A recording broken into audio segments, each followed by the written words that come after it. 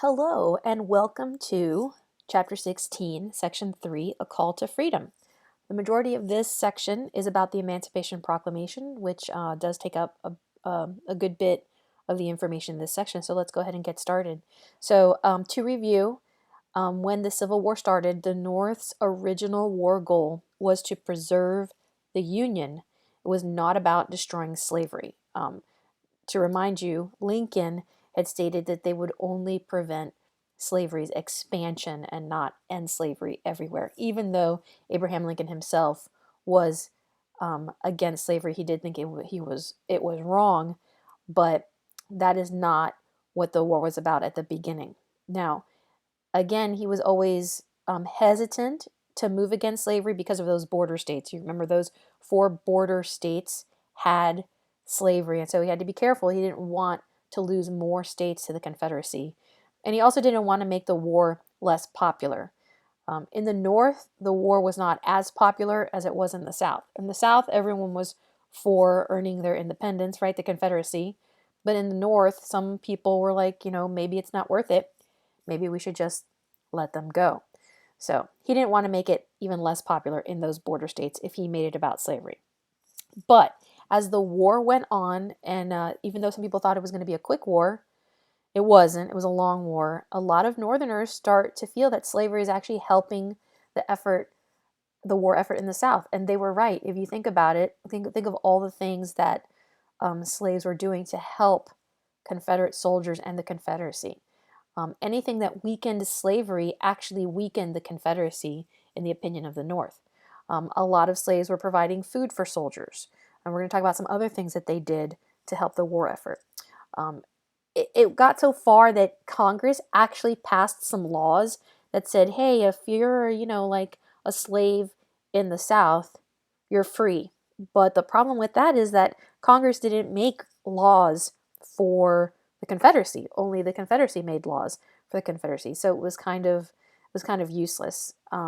There were some African Americans that escaped into Southern territories that were actually held by the Union Army, especially those around the Mississippi River. So that did happen a lot. Anyway, Lincoln was aware of the North's opinion concerning slavery in the South, and he decided to take action.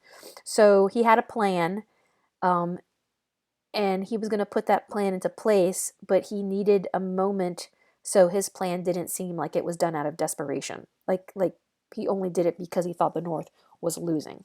So he thought that as a president, he should be the one to make the decision to end slavery and not Congress, that it should come from him. He knew that every working slave helped the South. And so President Lincoln waited until after the Battle of Antietam. That was an important moment because it was the first time that that the South had gone into Northern Territory, Maryland, to fight them there. Robert E. Lee had been on a roll in the South, and he and Jefferson Davis said, let's take it to the North. Let's fight them on their own land. When that battle does not work out the way the South wanted, it's a win for the North. On January 1st, 1863, Lincoln signs the Emancipation Proclamation. It's a long statement, and so I've only taken a portion of it out for you to see here. Basically, the Emancipation Proclamation said that all persons held as slaves within any state in rebellion against the United States shall be thenceforward, and forever free. So the important words there are slaves within any state in rebellion against the U.S. That basically means only slaves in the Confederacy. It does not include slaves in those border states. So that's a very important designation. So this made really big news, especially to slaves in the South. But there are some realities as far as the effect of the proclamation. Okay, the first one, which you might not think off the bat is a true thing, but in reality, the Emancipation Proclamation didn't free anyone. Lincoln saying, hey, if you're a slave in a Confederate state, you're free, isn't the same thing as saying slavery is outlawed everywhere, because he didn't do it in the border states. So the only thing that actually frees all slaves is the 13th Amendment. That is not going to be ratified by Congress until after the Civil War. It's just after the Civil War. It's 1865.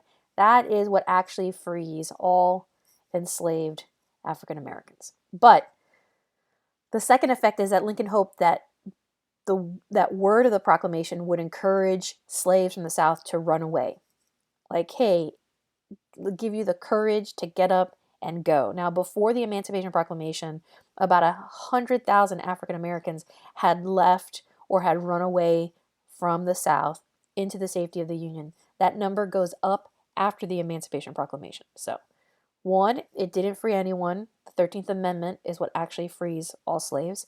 Two, he hoped that the proclamation would encourage slaves to run away. It does.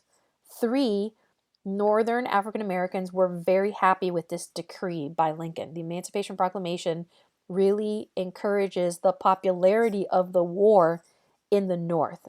They're like, yeah, now we're fighting for something that's meaningful. And four, a very important effect of the Emancipation Proclamation is that because Great Britain and France opposed slavery, they decided to withhold recognition of the Confederacy. This is going to be a blow, definitely, for the Confederate states. They were thinking, hey, we can just get those states to say, yeah, let's recognize them as a nation.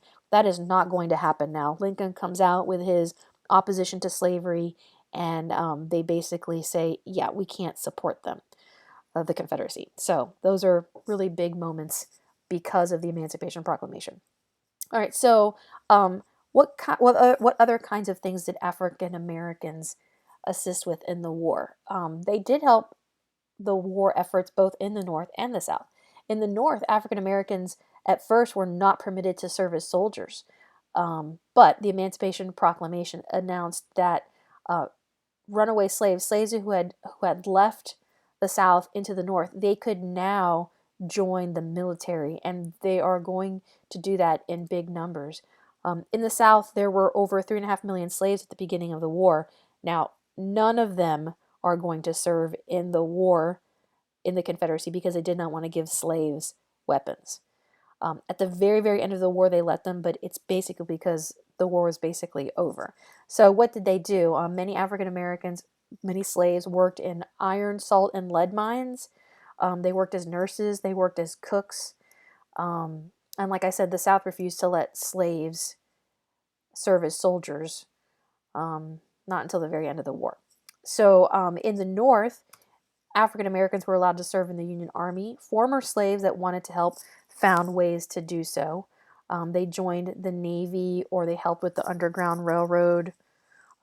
Both free African Americans and those who escaped slavery enlisted. So by the end of the war, what did the numbers look like? African American volunteers made up almost 10% of the Union Army and 18% of the Navy. 200,000 African Americans served and 37,000 died defending the Union. African American regiments were segregated, which means they were separated from the rest of the Union Army, and most commanding officers were white. Lincoln decided to give equal pay to African American and white soldiers in 1864. He was criticized greatly for that, but he thought it was important. And so in 1864, they received equal pay. So Emancipation Proclamation, an important moment. And then we're actually going to skip to 16.5 in our next lecture. So we're going to skip 16.4.